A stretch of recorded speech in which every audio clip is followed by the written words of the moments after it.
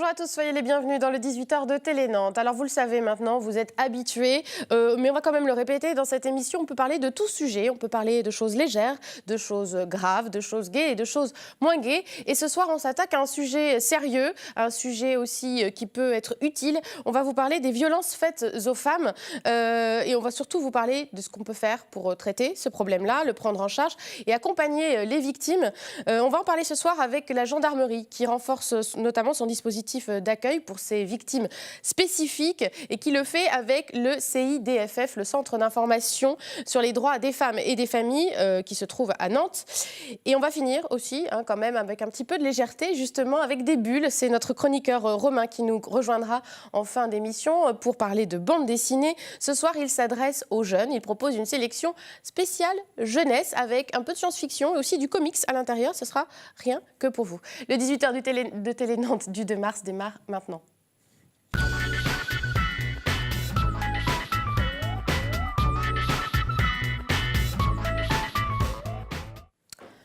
Et pour parler de ce sujet important, j'accueille deux invités.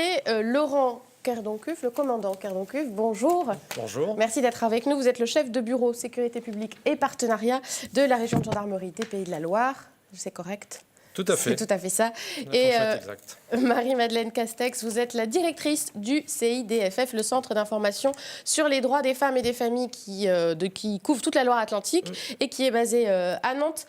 Alors, le sujet qu'on traite aujourd'hui est important et sérieux. Et en plus, il y a un écho avec l'actualité. Il y a on peut dire, voilà, un chiffre qui est sorti aujourd'hui sur un sondage réalisé par Ipsos qui montre qu'il y a encore du chemin à faire sur certains clichés autour de la question du viol, puisque 40% des Français qui ont été sondés par cet institut disent qu'il y a eu un comportement ou une tenue de la part de la femme qui a un peu induit le viol, ou en gros qui déresponsabilise les auteurs de viol. Donc en gros, on va le voir aussi ce soir, il y a encore du travail à faire sur la perception aussi des gens et la reconnaissance du statut de victime. Vous le reconnaissez, vous aussi, qu'il y a encore du travail à faire à ce niveau-là ? Absolument, je pense que la société a un regard forcément lié à l'actualité médiatique d'une certaine manière, mais la réalité montre effectivement une certaine difficulté à appréhender le statut et la qualité de victime, ce que vous évoquez, et les questions de violence, d'une manière générale, dont font partie les viols, sont une triste réalité, et les chiffres que nous pourrons éventuellement évoquer le démontrent. Voilà, des violences sexistes encore évidemment très présentes. Il existe ce dispositif dont on va parler, qui est aussi la raison de votre présence ce soir, qui s'appelle un dispositif AVIF, qui vise à former les gendarmes pour accueillir notamment les femmes victimes de violences intrafamiliales. AVIF, ça veut dire ça, aînés, violences intrafamiliales. Donc vous vous adressez aussi bien donc, aux aînés, aux enfants, aux violences qui peuvent avoir lieu au sein de la famille, notamment. Donc du coup, oui, voilà, de quoi on parle quand on parle de violences intrafamiliales précisément ? Alors, effectivement, on entend beaucoup parler des violences conjugales, des violences faites aux femmes. La gendarmerie a intégré dans son spectre de ce type de délinquance la sphère familiale prise au sens large. Et de ce fait, 3 types de victimes ont été intégrés. Donc les femmes, au travers des violences conjugales, même si certains hommes peuvent également être victimes, c'est quelque chose qui arrive. Les enfants, qui, au titre de leur développement personnel, physique et psychologique, peuvent également être victimes au sein même de la famille. Et puis les aînés, le fameux A, aînés violence intrafamiliale, puisque les aînés, les seniors, font intégralement partie de la famille et à ce titre peuvent malheureusement aussi être victimes de certains types de maltraitance. Donc là, on ne parle pas vraiment de violences faites aux femmes, d'une partie des violences faites aux femmes, puisqu'aujourd'hui, c'est ça qu'on doit dire, on ne doit plus tellement dire violence conjugale puisque c'est trop restrictif. On doit parler de violences faites aux femmes de façon générale. Non, on doit... Qui comprennent les violences conjugales, voilà, mais dans la terminologie. Qui sont majoritairement, et en France et dans le monde, celles qui sont en plus grand nombre. Oui. C'est quand même bien au sein des familles que les femmes subissent le plus de violences, plus que les viols, plus que y compris même dans les lieux. Voilà, c'est bien là qu'elles sont le plus en danger. Parce que c'est vrai qu'on pourrait aussi penser donc aux viols, aux agressions sexuelles, mais ça, c'est moins votre ressort, finalement. C'est moins du ressort de la gendarmerie, c'est plus du ressort de la police. Est-ce qu'il y a une répartition aussi Non, la gendarmerie traite tout type de délinquance et dans le domaine des atteintes aux personnes, puisque c'est le grand domaine, les viols, enfin les agressions sexuelles prises dans leur ensemble font bien évidemment l'objet du même traitement par des services spécialisés, le cas échéant, puisqu'on peut avoir des faits particulièrement graves avec parfois pluralité de victimes ou pluralité d'auteurs. Et l'ensemble de ces critères sont bien évidemment évalués et les dispositifs des services enquêteurs sont adaptés en conséquence. Alors, on va rappeler quelques chiffres au niveau national. 223 000 femmes en France de 18 à 75 ans sont chaque année victimes de violences physiques et ou sexuelles. Ce sont des chiffres de l'INSEE qui couvrent la période 2010-2015. 84 000 femmes victimes de viols ou de tentatives de viol. Il existe aussi des dispositifs qui sont lancés par le gouvernement, notamment, pour aussi réagir dans ces cas-là. Je vous propose de voir l'un de ces spots pour nous rappeler qu'il y a un numéro aussi gratuit qui existe quand on est victime de violence. Je me suis pris une porte. J'ai glissé dans ma baignoire. Je suis tombée à vélo. Ces femmes ont peur de se confier. Face aux violences, libérons la parole. Entourage, collègues de travail, professionnels. Nous pouvons tous vous aider.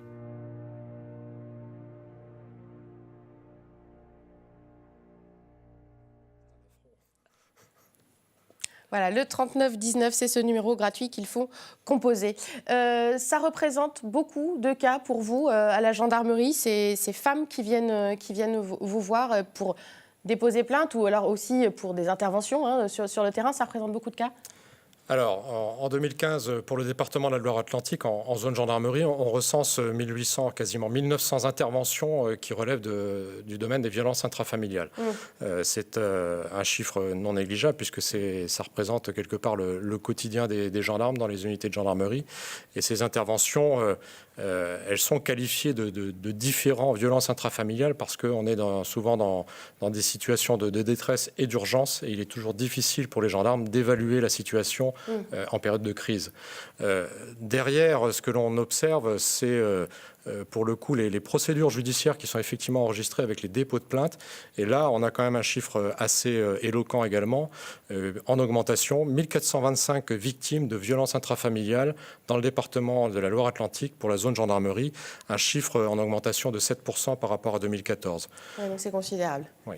Surtout quand on sait que les dépôts de plainte, alors en l'occurrence pour aussi les violences faites aux femmes, ça représente que 14% des violences effectives parce qu'il faut aussi aller faire cette démarche d'aller déposer plainte. Et ça, c'est pas évident. Évidemment, quand on est victime de violence, il y a des freins, il y a des obstacles.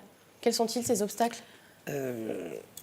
Déjà, la honte que ressentent ces femmes qui sont victimes de violences. Pour elles, c'est pas très glorieux. Donc, en parler, c'est difficile. C'est bien pour ça que les spots disent « parlez-en ». Mais c'est déjà une première étape, en parler. Alors, c'est pas forcément la police ou la gendarmerie auquel on parle. On en parle d'abord, mais ça peut être un cercle pour approcher une association. Oui. Donc déjà, dépasser ça, cette honte. Et puis, bien des femmes disent qu'elles ont peur des représailles. Oui. Certaines disent, j'ai pas envie que mon mari aille en prison. Donc, défendant ou minimisant un petit peu ce qu'elles vivent pour protéger encore l'auteur. Tous ces éléments-là font que la démarche de porter plainte n'est vraiment pas simple. C'est tout ça que vous aussi, en tant que acteur de terrain, vous devez savoir décoder, savoir entendre en tant que gendarme, tous ces freins pour accompagner aussi la parole. Absolument, on est bien dans une démarche d'accompagnement, de partenariat, puisque les gendarmes, face à des situations de détresse, comme j'ai pu l'évoquer, s'ils pouvaient être démunis. Aujourd'hui, ils savent qu'ils ont à leur disposition tout un dispositif, tout un réseau de partenaires qui peuvent les aider justement dans cette évaluation et surtout dans l'orientation pour l'accompagnement des victimes. L'idée étant de faire cheminer ces victimes, si besoin en était, en vue d'un dépôt de plainte. Parce que c'est ça, il y a plusieurs volets dans la formation qui est dispensée aussi par le CIDFF, oui, à la gendarmerie. C'est l'aspect, psychologie aussi, l'aspect, vous disiez, posture professionnelle aussi du gendarme par rapport à la victime. Et puis, les structures d'accueil, c'est ça, tout le chemin que vous... Bien sûr. L'objet de la formation aussi auprès des gendarmes. Voilà, tous ces aspects sont importants, les uns pour des raisons différentes. Il est important pour toute personne qui va être en contact avec des victimes de violences de comprendre ce qu'est le processus des violences.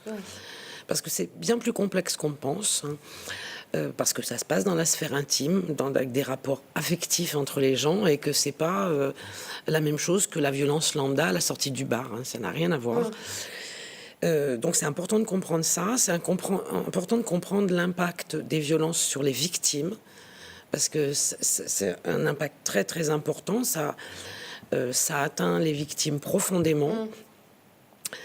Et du coup, effectivement, cette atteinte-là, une atteinte narcissique, comme diraient les psychologues, vont les déstabiliser énormément. Et quand elles vont oser porter plainte, parfois, elles sont très peu cohérentes, par exemple.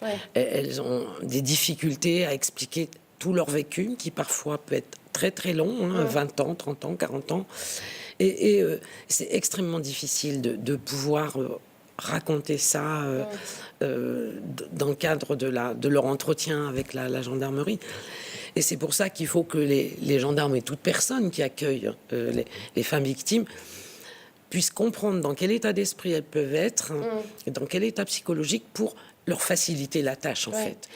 Parce qu'on sait aussi qu'un mauvais accueil, que ce soit par les forces de l'ordre, mais par n'importe quel travailleur social, peut très bien faire que la personne va retourner chez elle et ne plus jamais en parler et ne plus jamais revenir. Voilà. Et donc du coup, quelle est la bonne posture à avoir en tant que gendarme pour accueillir ces paroles-là qui sont dures, qui sont violentes, ces craintes aussi C'est quoi la bonne posture? Les gendarmes reçoivent une formation initiale dès l'école de gendarmerie, 2 modules sur l'éthique et la déontologie et sur un deuxième module sur l'accueil du public d'une manière générale. Donc là, on est vraiment sur l'accueil du public et des victimes d'infractions. Et dans le cadre du dispositif qui nous intéresse aujourd'hui, nous sommes davantage sur la sensibilité liée à l'accueil d'une victime de violence. Donc c'est quand même un sujet très, très particulier, très sensible.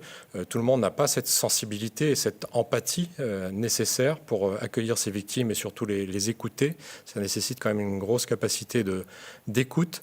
Et c'est tout l'intérêt et l'objectif recherché, c'est déjà d'une pour nous d'avoir des personnels volontaires pour ce type de formation, de manière à ce que... Parce que l'idée, c'est qu'il y a un référent dans chaque brigade aussi, qui soit formé. Il y a un référent à minima dans chaque brigade de gendarmerie du département. Certaines unités ont même développé à 2 ou 3 référents par brigade. Ça répond aussi aux besoins peut-être plus locaux. Et... au final, on a un réseau relativement dense de personnels qualifiés, compétents, qui peuvent échanger aussi entre eux sur les différentes situations qu'ils peuvent rencontrer et échanger sur les postures professionnelles, les difficultés qu'ils peuvent rencontrer. C'est toute la richesse. Et ces journées de formation sont d'un intérêt majeur, au moins à ce titre-là, au titre de l'échange entre les personnels. Entre les personnels, avec les professionnels aussi. On a quand même envie de se demander en quoi cet accueil doit être spécifique, parce que voilà, des victimes de violence, vous en rencontrez sans doute souvent, hélas. Mais pourquoi il est spécifique dans ce cas-là, pour les violences intrafamiliales, en quelques mots? Il est spécifique parce que, comme l'a indiqué Mme Castex, un mauvais accueil peut engendrer tout simplement une absence de révélation, de signalement d'une affaire qui pourrait être portée devant la justice, mais surtout qui pourrait avoir un certain niveau de gravité qui n'aurait pas été perçu. Donc cette évaluation est particulièrement importante et la sensibilité, encore une fois, et surtout l'empathie, la capacité d'écoute des gendarmes est primordiale parce que On n'est pas dans un accueil, je dirais, classique de l'information ou du renseignement donné aux citoyens. On est vraiment sur une prise en charge d'une victime, savoir l'écouter, savoir la conseiller, l'orienter et surtout la faire cheminer parce que au-delà de sa démarche qui est déjà très compliquée, s'adresser à un gendarme, à un personnel en uniforme, ce n'est pas simple. Et donc les attentes sont quelque part très fortes en termes de réponse et surtout d'orientation. Les gens sont perdus dans ce genre de situation.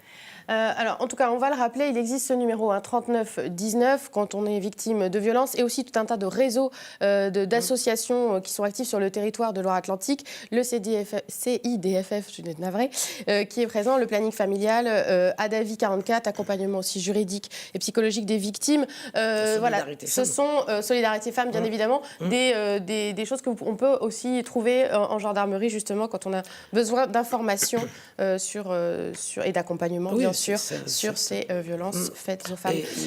Il nous reste déjà très peu de temps. Le temps file. Vous vouliez ajouter une petite chose, peut-être? Je disais qu'un dispositif qui est très intéressant, c'est dans les gendarmeries, auprès des gendarmes, il y a des assistantes sociales, qu'on appelle bureau d'aide aux victimes, et qui sont parfois un premier sas avant le dépôt de plainte, ou des fois c'est l'inverse, les victimes peuvent aller les voir après le dépôt de plainte, mais en tout cas c'est une collaboration très étroite et vraiment très riche. C'est important de savoir aussi que ce soir que ce dispositif existe et que les gendarmes sont formés pour ce type de violence. Merci beaucoup d'avoir été avec nous. Et tout de suite, on va accueillir Romain, notre chroniqueur bande dessinée qui s'adresse à la jeunesse.